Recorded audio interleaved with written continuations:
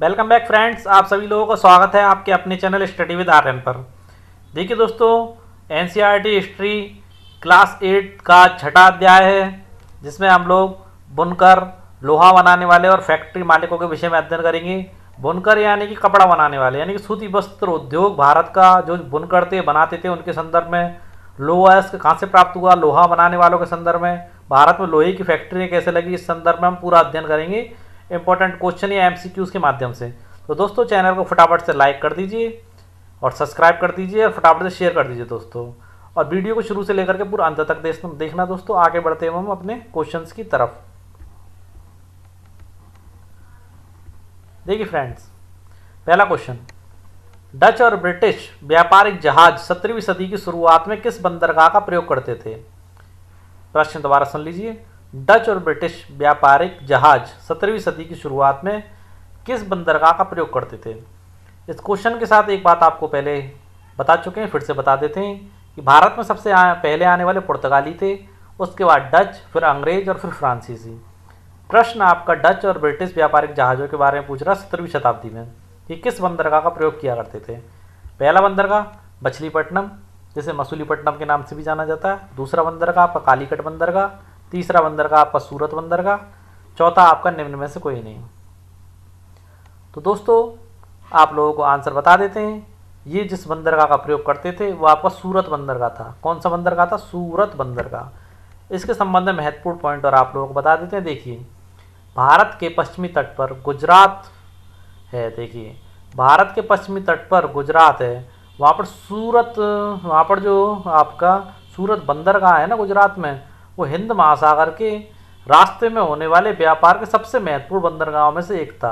Okay दोस्तों, जो आपको सूरत बंदरगाह था वो हिंद महासागर के रास्ते में होने वाले व्यापारों के सबसे महत्वपूर्ण बंदरगाहों में से एक था।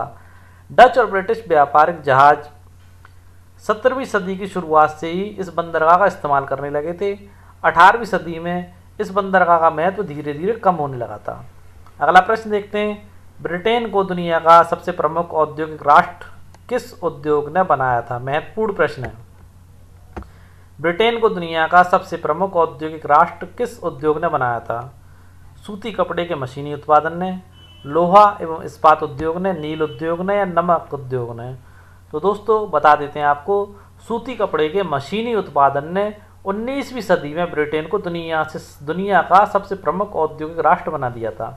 दोबारा सुन लीजिए, सूती कपड़े के मशीनी उत्पादन ने 19वीं सदी में ब्रिटेन को दुनिया का सबसे प्रमुख औद्योगिक राष्ट्र बना दिया था। तो आपका पहला ऑप्शन यहाँ पर सही है। अगले प्रश्न की ओर बढ़ते हैं। प्रश्न नंबर तीसरा, 1850 में किस देश को दुनिया का कारखाना कहा जाता था? देखिए, दुनिया का कारखाना किस देश को कहा जाता था 1850 में?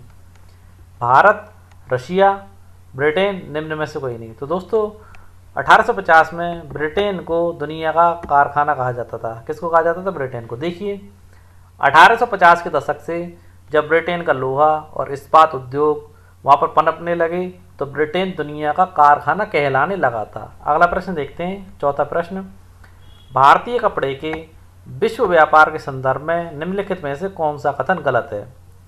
1750 के आसपास भारत पूरी दुनिया में कपड़ा उत्पादन के क्षेत्र में औरों से कोसों आगे निकल गया था। बात बिल्कुल सही है। दक्षिणी पूर्वी एशिया में आपके जावा, सुमात्रा, पेनांग और देखिए पश्चिमी और मध्य एशिया में इन कपड़ों का भारी व्यापार था। 17वीं सदी से यूरोप की व्यापारिक कंपनियां यूरोप में बेचने के लिए भारतीय कपड़े खरीदने लगी थी, जबकि दोस्तों यूरोपीय कंपनियां भारतीय कपड़े 16वीं सदी से ही खरीदने लगी थी। कब से खरीदने लगी थी? 16वीं से। तो आपकी सन जो दे रखी है गलत है और प्रश्न आपका गलत ही पूछ रहा है, तो यही आपका सही उत्तर है। आगे बढ़ते हैं अगले प्रश्न की ओर। देखिए, प्रश्न नंबर 5वां, पटोला बुनाई निम्न में से कहाँ नहीं होती है? नहीं होती है।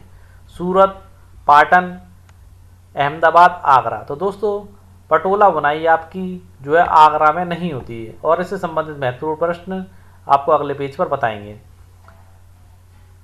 देखिए, छठा, यूरोप के व्यापारी भारत के सूती बारीक बुनाई वाले कपड़े को क्या कहते थे? रेशम, मलमल, कैलिको, निम्न में से कोई नहीं। तो दोस्तों, यूरोप के व्यापारी भारत के सूती बारीक बुनाई वाले कपड़े को मलमल कहते थे। क्या कहते थे? मलमल। और भी इससे संबंधित महत्वपूर्ण पॉइंट अगले पेज पर आपको बताएंगे। जब तक अगला प्रश्न देखिए, प्रश्न नंबर 7वां, पुर्तगाली जब भारत आए तो उन्होंने कौन से बंदरगाह पर डेरा डाला था? कालीकट बंदरगाह, मछलीपट्टनम बंदरगाह, गोवा का बंदरगाह या निम्न में से कोई नहीं? दोस्तों पुर्तगाली जब भारत आए तो उन्होंने कालीकट बंदरगाह पर डेरा डाला था। कहाँ पर डाला था? कालीकट बंदरगाह पर। अब इन सारे प्रश्नों के महत्वपूर्ण बिंदु देख लीजिए। देखिए, यूरोप के व्यापारियों ने भारत से आया बारीक सूती कपड़ा सबसे पहले मौजूदा इराक के मौसूल शहर में कहाँ पर देखा था इन लोगों ने? देखिए, यूरोप के व्यापारियों ने भारत से आया बारीक सूती कपड़ा इराक के मौसूल शहर में अरब व्यापारियों के पास देखा था। किसके पास देखा था? इराक के मौसूल शहर में अरब व्यापारियों के पास। इसी आधार पर वह बारीक बुनाई वाले सभी कपड़ों को मसलिन या फिर मलमल कहने लगे। क्या कहने लगे? मसलिन या फिर मलमल कहने लगे थे। देखिए दोस्तों, अगले पॉइंट का महत्वपूर्ण बिंदु, मसालों की तलाश में जब पहली बार पुर्तगाली भारत आए तो उन्होंने दक्षिण भारत में केरल तट पर कालीकटरा यानी कालीकट बंदरगाह पर डेरा डाला था। ओके दोस्तों, यहाँ पे मसालों के साथ साथ सूती कपड़ा भी लेते गए। यहाँ से जब लोग वो गए तो यहाँ से मसालों के साथ साथ सूती कपड़ा भी लेकर के गए थे। ओके दोस्तों, और कालीकट से निकले शब्द को कैलिको कहते हैं। क्या कहते हैं? कैलिको। और बाद में हर तरह के सूती वस्त्र को कैलिको कहा जाने लगा। क्या कहा जाने लगा? कैलिको। अब देखिए, पटोला बुनाई से संबंधित हमने एक चित्र लगाया, सामने देख रहे हैं आप। देखिए, पटोला बुनाई सूरत, अहमदाबाद, पाटन में होती थी। इंडोनेशिया में इस बुनाई का बाहरी बाजार था और वहाँ यह स्थानीय बुनाई परंपरा का हिस्सा बन गई थी। पटोला बुनाई आपको सामने दिख रही होगी। आगे बढ़ते हैं अपने अगले प्रश्न की ओर। देखिए, प्रश्न नंबर 8वां, यूरोपीय व्यापारियों द्वारा पीस गुड्स किसे कहा जाता था? सूती कपड़े को, रेशमी कपड़े को, मखमली कपड़े को, सूती और रेशमी कपड़े की किस्मों को। देखिए दोस्तों, सूती और रेशमी कपड़े की किस्मों को पीस गुड्स कहा जाता था। अंग्रेजों द्वारा 2 साल पहले ही ऑर्डर लगाए दिए जाते थे, जिससे कि इन चीज़ों को पहले से ही एडवांस बुकिंग कर दी जाती थी, जिससे इन्हें खरीदा जा सके। इस प्रश्न के संबंध में एक महत्वपूर्ण बिंदु आप लोगों को बता देते हैं। 1730 में ईस्ट इंडिया कंपनी ने कलकत्ता स्थित अपने नुमाइंदों के पास 5 लाख और लगभग 80,000 से ज़्यादा थानों का ऑर्डर बुक कर दिया था। इसमें सूती और रेशमी कपड़ों की 98 किस्मों का जिक्र किया गया। कितनी? 98 किस्मों का जिक्र किया गया है। यूरोपीय व्यापारी उन्हें पीस गुड्स कहते थे। क्या कहते थे यूरोपीय व्यापारी उन्हें? पीस गुड्स, जो आमतौर पर 20 गज लंबा और 1 गज चौड़ा थान होता था। एक थान कितना चौड़ा होता था? 20 गज लंबा होता था और 1 गज चौड़ा होता था। लिख लीजिए इसको। उस समय का आपका एक थान कितना चौड़ा होता था? आपका वो आमतौर पर 20 गज लंबा होता था और 1 गज चौड़ा होता था। लिख लेना दोस्तों। अगला प्रश्न देखते हैं, प्रश्न नंबर 9। यूरोपीय व्यापारियों द्वारा भारतीय कपड़े के लिए प्रयुक्त विभिन्न शब्दों के संदर्भ में निम्नलिखित कथनों पर विचार कीजिए। देखिए, यूरोपीय व्यापारी भारतीय कपड़ों के लिए विभिन्न शब्दों का प्रयोग करते थे, तो उससे संबंधित कथनों पर विचार करने के लिए कह रहा है। यूरोपीय व्यापारियों द्वारा छापेदार सूती कपड़े के लिए शिटज शब्द का प्रयोग किया जाता था, और यह शब्द हिंदी के छीट से निकलता है, क्योंकि कपड़ों पर छीट मारकर रंगाई की जाती थी, उसी से निकलता है। और बंडाना या फिर बांधना, किसी चीज़ को बांध करके रंगना। बंडाना शब्द का इस्तेमाल गले या सिर पर पहनने वाले चटक रंग के छापेदार गुलूबंद के लिए किया जाता है, जो हिंदी के बांधना शब्द से लिया गया। ये हमने आपको पहले बता ही दिया। जामदानी भी एक तरीके की कला थी दोस्तों। देखिए, जामदानी एक तरह के बारीक मलमल होता है, जिस पर करगे से सजावटी चिन्ह बुने जाते हैं। किससे बुने जाते हैं? करगे से। जामदानी का रंग सलेटी और काला होता है। देखिए, जामदानी का रंग सलेटी तो होता है मगर काला नहीं होता। जामदानी का रंग सलेटी और सफ़ेद होता है। देखिए, उपरोक्त कथनों में से कौन सा कथन आ सकता है? तो आपको चौथा कथन आ सकता है, क्योंकि जामदानी का रंग सलेटी और काला होता है। अगला प्रश्न देखते हैं। प्रश्न से पहले जामदानी के संदर्भ में देख लीजिए। जामदानी चित्रकारी जो आज भी भारत में शॉलों पर कढ़ाई के रूप में आती है। देखिए, जामदानी एक तरह की बारीक मलमल होता है, जिस पर करगे से सजावटी चिन्ह बने जाते हैं।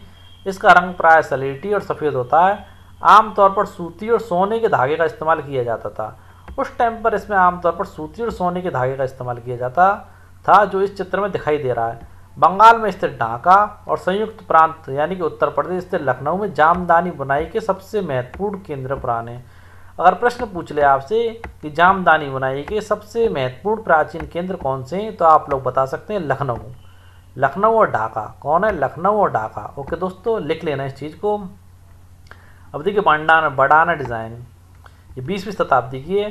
कपड़े के मध्य से होकर के ये लाल रेखा गुजर रही है, सोने की है। देखिए बताते हैं कैसे। कपड़े के मध्य से होकर गुजरती है लकीर को देखें। आप जानते हैं ये क्यों है? दरअसल इस ओढ़नी में दो बांध कर रंगे गए हैं, दो को रंगा गया, दो जगह बांध कर रखा गया है। रेशमी कपड़े के टुकड़ों को सोने की कढ़ाई के जरिए एक दूसरे में सी दिया गया है। सोने की कढ़ाई है जिसमें एक दूसरे को सी दिया गया है। बडाना शैली के कपड़े अधिकांशतः राजस्थान और गुजरात में बनाए जाते थे। प्रश्न अगर पूछ ले कि बडाना शैली के कपड़े अधिकांशतः कहाँ बनाए जाते थे? गुजरात और राजस्थान। देखिए फिर दोबारा अपने प्रश्न को सही कर लीजिए। जामदानी बुनाई के सबसे महत्वपूर्ण केंद्र आपके ढाका और लखनऊ, और आपके बडाना के सबसे महत्वपूर्ण केंद्र राजस्थान और गुजरात। दो प्रश्न यहाँ पर क्लियर होते हैं। पहला प्रश्न यहाँ हमने कर दिया और दूसरा प्रश्न हमने यहाँ क्लियर कर दिया है। नोट डाउन कर लेना। आगे बढ़ते हैं अगले प्रश्न की ओर। प्रश्न नंबर 10वां, इंग्लैंड में भारतीय छापेदार सूती कपड़े और छींट के इस्तेमाल पर पाबंदी के लिए जो कानून बनाया गया था उसका नाम था भारतीय कपड़ा निषेध कानून, सूती कपड़ा निषेध कानून, कैलिको अधिनियम, निम्न में से कोई नहीं। दोस्तों उसका नाम था कैलिको अधिनियम, क्योंकि दोस्तों पुर्तगाल के बंदरगाह पे भारत के सभी सूती वस्त्रों के लिए कैलिको शब्द दे दिया गया था। और इंग्लैंड में क्या था कि इंग्लैंड का व्यापार काफ़ी प्रभावित हो रहा था, भारत से ही सारे कपड़े पहुंचाए जाते थे। तो वहाँ के व्यापारियों ने इस चीज़ का विरोध किया कि भारतीय कपड़े के आयात पर रोक लगाई जाए और स्वदेशी कपड़े का प्रचलन बढ़ाया जाए। तो उन लोगों के दबाव में इंग्लैंड में एक कानून बनाया गया जिसे कहते हैं कैलिको अधिनियम। ओके दोस्तों, आगे बढ़ते हैं। अगला प्रश्न, यूरोप में कपड़ा उत्पादन के क्षेत्र में हुए तकनीकी सुधारों के संदर्भ में निम्नलिखित कथनों पर विचार कीजिए। देखिए यूरोप में कपड़ा उत्पादन के क्षेत्र में काफ़ी तकनीकी सुधार हुए थे, उसके संबंध में विचार करने को कह रहा है। तो देखिए 1764 में जॉन के ने स्पिनिंग जेनी का आविष्कार किया। इंपॉर्टेंट पॉइंट लिख लेना, किसने किया था? 1764 में जॉन के ने, जिससे परंपरागत तकलियों की उत्पादकता बढ़ गई, यानी कि उनकी फीड ज़्यादा होने लगी, ज़्यादा तरीके से घूमने लगी, ज़्यादा अच्छे तरीके से। तो उनकी उत्पादकता तो बढ़ेगी जब तकली ज़्यादा तरीके से, ज़्यादा अच्छे तरीके से घूमेगी। तो आगे देखिए 1786 में रिचर्ड आर्कराइट ने बाष्प इंजन का आविष्कार किया। ये बाष्प इंजन आपका रेलवे वाला नहीं था, जबकि सूती वस्त्र की कताई के लिए इस्तेमाल में किए जाने के लिए उन्होंने बाष्प इंजन का इस्तेमाल किया था, यह आविष्कार किया था, जिसने सूती कपड़े की बुनाई को क्रांतिकारी रूप दे दिया था। ओके दोस्तों, तो आपके दोनों ही पॉइंट सही है। उपरोक्त कथनों में से कौन सा कथन सत्य है? तो आपके दोनों सही है, कथन पहला और दूसरा। आगे बढ़ते हैं अगले प्रश्न की ओर। 19वीं सदी के प्रारंभ में कपड़ा उत्पादन भारत के जिन 4 क्षेत्रों में फैला हुआ था उनमें से एक नहीं है वाला पूछ रहा है। बंगाल आपका, ढाका, मद्रास और राजस्थान। तो दोस्तों राजस्थान नहीं है, क्योंकि उस समय आपका गुजरात था चौथा केंद्र। ओके दोस्तों, जिसके इंपॉर्टेंट बिंदु हम आपको अगले पेज पर बताएंगे। औरंग के संदर्भ में निम्नलिखित में से कौन सा कथन गलत है? फारसी भाषा में गोदाम को औरंग कहते हैं, बिल्कुल सही बात है। औरंग में बिक्री से पहले चीज़ों को जमा करके रखा जाता था, एज ए स्टोरेज के रूप में कह सकते हैं। वर्कशॉप के लिए भी यह शब्द इस्तेमाल नहीं होता, जबकि वर्कशॉप के लिए यह शब्द इस्तेमाल होता है। तो आपका तीसरा पॉइंट गलत है। अब इन दोनों प्रश्नों के महत्वपूर्ण बिंदु बताते हैं आपको। देखिए दोस्तों, देखिए बंगाल कपड़ा उत्पादन का सबसे महत्वपूर्ण केंद्र था। डेल्टा की असंख्य नदियों से सटे बंगाल के उत्पादन केंद्र अपना माल दूर दूर तक आसानी से भेज सकते थे। 19वीं सदी के प्रारंभ में रेलवे की शुरुआत नहीं हुई थी, सड़कें भी अभी बननी शुरू हुई थी, इसलिए दोस्तों नदियों से सटे मार्गों का प्रयोग किया जाता था। आगे देखिए दूसरा, पूर्वी बंगाल स्थित ढाका। दूसरा कौन सा बड़ा उत्पादन केंद्र था? पूर्वी बंगाल स्थित ढाका 18वीं सदी में सबसे महत्वपूर्ण कपड़ा उत्पादन केंद्र था। ये शहर अपनी मलमल और जामदानी बुनाई के लिए सबसे अधिक प्रसिद्ध था। देखिए तीसरा आपका कौन था? भारत के दक्षिणी भाग में स्थित मद्रास से लेकर के उत्तरी आंध्र प्रदेश तक फैला हुआ था। और यहाँ पर कोरोमंडल के तट के साथ साथ सूती कपड़ा बुनाई केंद्रों का प्रमुख समूह दिखाई पड़ता है यहाँ पर। अब चौथा बिंदु आपका पश्चिमी तट पर मुख्य बुनाई केंद्र आपका गुजरात में स्थित था। ओके दोस्तों, 4 पॉइंट बता दिए। अब देखिए औरंग से संबंधित बात। 19वीं सदी की शुरुआत में भारतीय कपड़े को अफ्रीका, अमेरिका और यूरोप में परंपरागत बाजारों से बाहर कर दिया गया था, क्योंकि ब्रिटिश कंपनी द्वारा कपड़े का उत्पादन प्रारंभ कर दिया गया था इस चक्कर में। अब देखिए 1823 में भारतीय कंपनी सरकार को 12,000 बुनकरों की तरफ से एक पत्र मिला जिसमें कहा गया था कि हमारे पुरखे और हम लोगों को कंपनी से पेशगी मिलती थी। पेशगी यानी कि पूर्व एडवांस मिल जाता था 2 साल पहले ही, जिससे हम कंपनी के लिए बढ़िया कपड़े बुनकर अपने अपने परिवार का पेट पालते थे। हमारी बदनसीबी ये कि औरंग ख़त्म कर दिए गए, यानी कि 2 साल पहले ही उनका स्टोरेज या भंडारण किया जाता था, तो औरंग ख़त्म कर दिए गए, स्टोरेज ख़त्म कर दिए गए, तो कैसे उन लोगों को ऑर्डर मिलते, जिसकी वजह से हम लोग और हमारे परिवारों के पास आजीविका के साधन नहीं बचे। हम बुनकर हैं और कोई दूसरा कारोबार नहीं जानते। अगर बोर्ड ऑफ ट्रेड, व्यापार बोर्ड उस समय था, देख लीजिए, पर आपकी औपनिवेशिक सरकार का था, यानी कि ब्रिटिश सरकार का था, हम पर कृपा नहीं करता और हमें कपड़ों के ऑर्डर नहीं देता तो हम भूखे मर जाएंगे। व्यापारिक बोर्ड की कार्रवाई है 3 फरवरी 1824 की बात है। आगे बढ़ते हैं, देखिए अगला प्रश्न नंबर 14वां। 19वीं सदी में भारतीय बुनकरों द्वारा कपड़े के संदर्भ में निम्नलिखित कथनों पर विचार कीजिए। ये पश्चिम भारत में स्थित शोलापुर और दक्षिण भारत में स्थित मदुरा यानी मदुरई 19वीं सदी के नए महत्वपूर्ण केंद्र बनकर के उभरे थे दोस्तों। अब देखिए, महात्मा गांधी द्वारा विदेशी कपड़े के बहिष्कार का आह्वान करने से और हाथ से बने सूत एवं हाथ से बने कपड़े पहनने के आह्वान से खादी राष्ट्रवाद का प्रतीक बन गया था। किसका प्रतीक बन गया था? खादी राष्ट्रवाद का प्रतीक बन गया था। सारे नेता आपके खादी से बने हुए कपड़े पहनते थे, ये आपने पिक्चरों में भी देखा होगा। चरखा भारत की पहचान बन गया और उसे 1931 में राष्ट्रीय कांग्रेस के तिरंगे झंडे की बीच वाली पट्टी में जगह दी गई थी। भारत का जो झंडा था उसमें पहले बीच में तिरंगा हुआ करता था, बाद में आपकी ये जो गोल्ड डिज़ाइन वाली ये लगाया गया, जो अशोक के चक्र से लिया गया, सारनाथ चक्र के नीचे ये बनाया हुआ है। ओके दोस्तों, तो आपके पॉइंट देखिए, यहाँ सारे के सारे कथन सकते हैं आपके, पहला, दूसरा, तीसरा। अगला प्रश्न देखते हैं, ये देखिए, भारत में पहली सूती कपड़ा मिल कहाँ स्थापित हुई थी? अहमदाबाद, भीलवाड़ा, मुंबई, सूरत। तो दोस्तों, भारत में पहली सूती कपड़ा मिल आपकी मुंबई में स्थापित हुई थी और उससे संबंधित महत्वपूर्ण बिंदु अगले पेज पर बताएंगे आपको। अहमदाबाद में पहला कपड़ा कारखाना कब खुला था? 1600, 1800, 1861, 1854, 1820, 1810।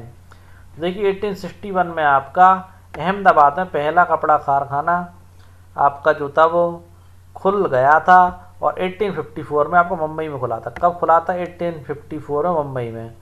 अब देखिए इंपॉर्टेंट पॉइंट बताते हैं इन दोनों प्रश्नों से संबंधित। देखिए, मुंबई में जो मिल स्थापित हुई थी वो 1854 में हुई थी। वो कताई मिल थी, खाली कताई करती थी। ओके दोस्तों, 19वीं सदी की शुरुआत से इंग्लैंड चीन को होने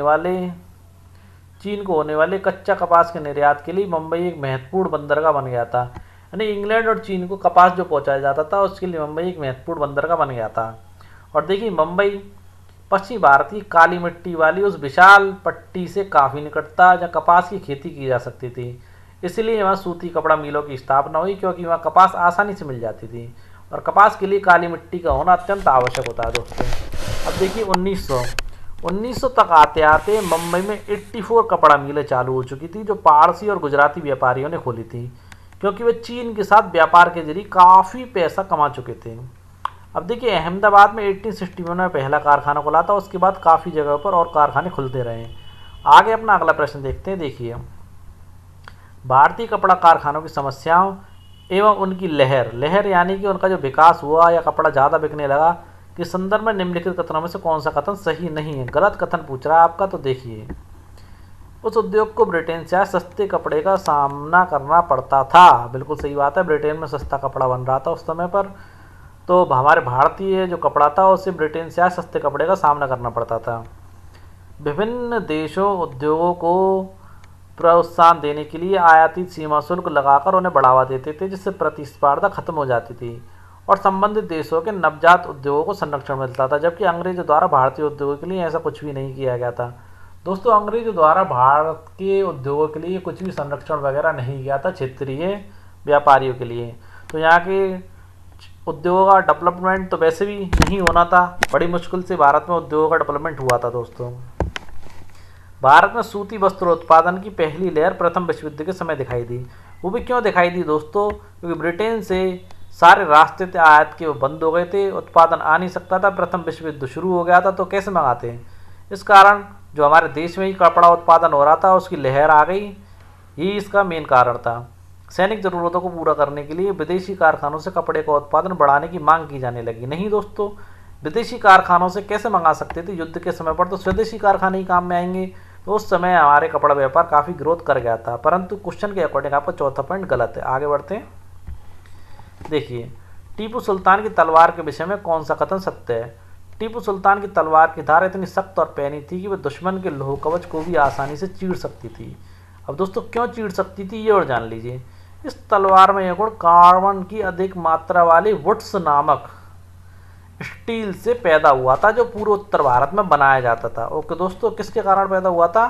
लोहे को गलाकर उसमें कार्बन के तत्व मिला दिए जाते थे महीन महीन, जिससे उसके अंदर कड़कपन आ जाता था और वो टूटती नहीं थी वो तलवार, और लोह कवच को भी चीर सकती थी। आप जानते हैं कि सेल के अंदर भी हमारा डायनामिक होता है, और आप जानते हैं कार्बन ही वो चीज़ है जो हीरे तक को काटने के काम में आती है, जो काफ़ी हार्ड होता है दोस्तों। देखिए दोस्तों, तो उपरोक्त में से कौन सा कथन सत्य है? तो आपका पहला और दूसरा दोनों कथन सत्य है। ये देखिए, टीपू सुल्तान की तलवार है, इसमें शेरमुख ये दिया गया है, इसमें कुरान की कुछ आयतें लिखी हैं। देखिए, 18वीं सदी के अंत में टीपू सुल्तान की तलवार के मूठ पर कुरान की आयतें लिखी हुई हैं, जिसमें युद्ध में फतेह के संदेश दिए गए हैं। गौर से देखिए कि शेर का सिर मूठ के निचले हिस्से की तरफ है। एट ए टाइम पर दोस्तों, टीपू सुल्तान की तलवार इंग्लैंड में संग्रहालय में रखी गई है, सबसे महत्वपूर्ण वस्तुओं के रूप में। आगे बढ़ते हैं। देखिए, भारतीय वुड्स के संदर्भ में निम्नलिखित कथनों पर विचार कीजिए। वुड्स स्टील से बने हथियार बहुत लहरदार और धारदार होते थे। उनकी बनावट लोहे में गड़े कार्बन के बेहद सूक्ष्म कणों से पैदा होती थी, हम आपको बता ही चुके हैं। वुड्स असल में कन्नड़ शब्द उक्कू, तेलुगु शब्द हुक्कू, तमिल व मलयालम शब्द उरुक्कू यानी स्टील का बिगड़ा हुआ अंग्रेजी रूप है। समझ गए होंगे आप। विश्वविख्यात वैज्ञानिक माइकल फैराडे ने 4 साल तक भारतीय वुड्स का अध्ययन किया था दोस्तों, और अध्ययन के बाद ही उन्होंने इसकी काफ़ी महत्वपूर्ण चीज़ें बताई थी। भारत पर अंग्रेजों के अधिकार से यहाँ का तलवार और हथियार उद्योग समाप्त हो गया था, और लोहे व इस्पात का स्थान इंग्लैंड से आए लोहे और इस्पात ने ले लिया था। ओके दोस्तों, उपरोक्त कथनों में से कौन सा कथन सत्य है? तो दोस्तों, यहाँ आपके सभी कथन सत्य हैं। आगे बढ़ते हैं अगले प्रश्न की ओर। देखिए, ये देखिए प्रश्न क्या आपको बता देते हैं। वुड्स जो बनाया जाता था, यानी कि भारत में जो लोहा बनाया जाता था, उसे एक जनजाति के लोग बनाते थे ज़्यादातर। उनका नाम था अगरिया। क्या नाम था? अगरिया। ये लोग क्या था? प्रगालक कहलाते थे। देखिए, मध्य भारत का एक गांव जहाँ लोह प्रगालक यानी कि लोहे को पिघलाने वाले कौन सा समुदाय है? अगरिया समुदाय। अब देखिए, जैसे कई समुदाय लोहा बनाने में माहिर थे। 19वीं सदी के आखिर में बार बार पड़े अकाल की वजह से भारत के सूखे इलाके पूरी तरह तबाह हो चुके थे। मध्य भारत में बहुत सारे अगरिया कारीगरों ने काम बंद कर दिया था, गांव छोड़ दिया और रोजी रोटी की तलाश में दूसरे इलाकों में चले गए। उनमें से बहुत सारे लोगों ने दोबारा कभी भट्टियाँ नहीं जलाई। ये लोग भट्टियाँ जलाया करते थे, प्रगालक कहलाते थे, और हथियार बनाया करते थे कार्बन मिला करके। ओके दोस्तों, दक्षिण भारत में ये काम काफ़ी महत्वपूर्ण रूप से किया जाता था। आज के टाइम पर भी ये काम बंद है। देखिए, भारत में लोह इस्पात कारखाने के उदय के संदर्भ में निम्नलिखित कथनों पर विचार कीजिए। अमेरिकी भूवैज्ञानिक चार्ल्स बेड एवं जमशेदजी टाटा ने रजारा पहाड़ियों का पता लगाया, जो बेहतरीन लोह अयस्क भंडारों में से एक था। दोस्तों, ये लोग निकले तो थे पता लगाने के लिए, परंतु मैंने आपको बताया अगर ये समुदाय के लोग इन्हें मिले जो कि लोहा उठा करके लाए रहे थे, लोहे के छोटे छोटे टुकड़े, तो इन लोगों ने पूछा कहाँ से ला रहे हो, तो उन्होंने पहाड़ी की तरफ इशारा कर दिया। जहाँ पर ये दोनों पहुंचे तो वहाँ पर पानी नहीं था और वहाँ पर ये उद्योग को स्थापित नहीं कर सकते थे, मगर लोहे की किस्म अच्छी थी रजारा पहाड़ियों पर। तो ये और इन्होंने अगारा समुदाय की मदद से लोहे अयस्क और ढूंढे। देखिए, आगे देखते हैं। देखिए, अगर ये समुदाय की मदद से टाटा ने लोह अयस्क का एक अन्य स्रोत ढूंढा, जहाँ से बाद में भिलाई स्टील संयंत्र को अयस्क की पूर्ति की गई। अब देखिए तीसरा पॉइंट, स्वर्णरेखा नदी के तट पर जंगल साफ करके एक फैक्ट्री स्थापित की गई और एक औद्योगिक नगर बसाया गया। उस नगर का जो नाम था, वो नगर का नाम दिया गया जमशेदपुर। यहाँ टिस्को की स्थापना हुई थी। किसकी हुई थी? टिस्को की स्थापना। तो उपरोक्त कथनों में से कौन सा कथन सत्य है? तो आपके सभी कथन सत्य है। अगला पॉइंट देखते हैं, अगला क्वेश्चन महत्वपूर्ण है। टिस्को के संदर्भ में निम्नलिखित कथनों में से सही नहीं है, गलत कथन पूछ रहा है। तो टिस्को की फुल फॉर्म ही जान लीजिए पहले तो दोस्तों। टिस्को की फुल फॉर्म है Tata iron and steel company. Tata iron and steel company कब स्थापना हुई? 1912 में। 1914 में सबसे पहले विश्व युद्ध के साथ टिस्को को अपनी क्षमता और फैक्ट्री का आकार बढ़ाना पड़ा था। जब दोस्तों प्रथम विश्व युद्ध हुआ तो भारत के बाहर से जो चीज़ आयात की जाती थी वो होना बंद हो गया। अब अंग्रेजों को भारत से ही सामान लेने थे, तो फैक्ट्री का आकार और उत्पादन क्षमता तो बढ़ेगी बढ़ेगी दोस्तों।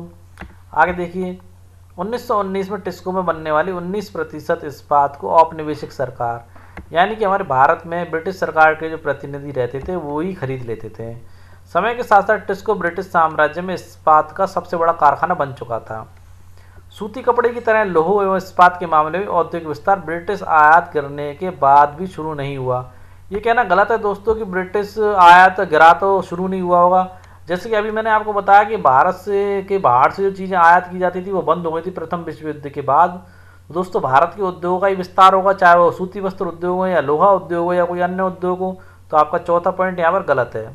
महत्वपूर्ण देखते हैं इस चैप्टर का अन्य अंतर। देखिए, अपने देश के बाहर की बात, देखिए जापान में उल्टा हुआ था। जापान में भी दूसरे लोगों ने अधिकार स्थापित कर लिया था, परंतु उन लोगों ने उद्योग को बढ़ावा दिया था। और भारत में अंग्रेजों ने अपना अधिकार स्थापित किया, परंतु उद्योगों को बढ़ावा नहीं दिया गया। यही अंतर था। देखिए, 19वीं सदी के आखिर में जापान के औद्योगिकरण का इतिहास भारत के औद्योगिकरण से बिल्कुल उल्टा दिखाई देता है। ये हम आपको बता ही चुके हैं। भारत में औपनिवेशिक सरकार ब्रिटिश वस्तुओं का बाजार बढ़ाना चाहती थी, इसलिए उसने भारतीय उद्योगपतियों को किसी तरह की सहायता नहीं दी।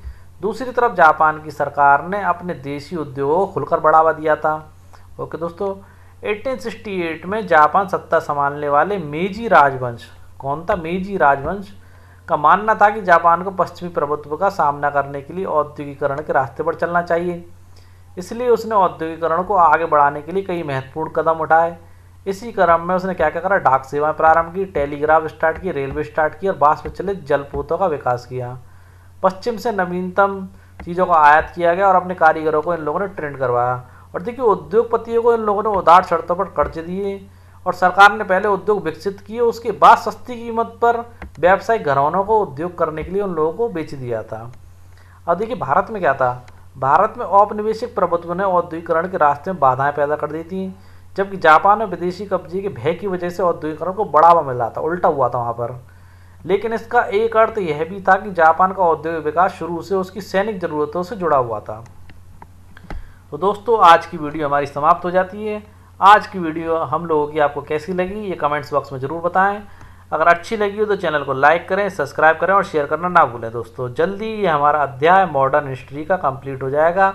उसके बाद हम अगला अध्याय आप लोगों के सामने या अगला NCERT का हिस्ट्री का टॉपिक आप लोगों के सामने लेकर के आएंगे। जब तक के लिए जय हिंद दोस्तों, फिर मिलते हैं कल अपनी नेक्स्ट वीडियो के साथ।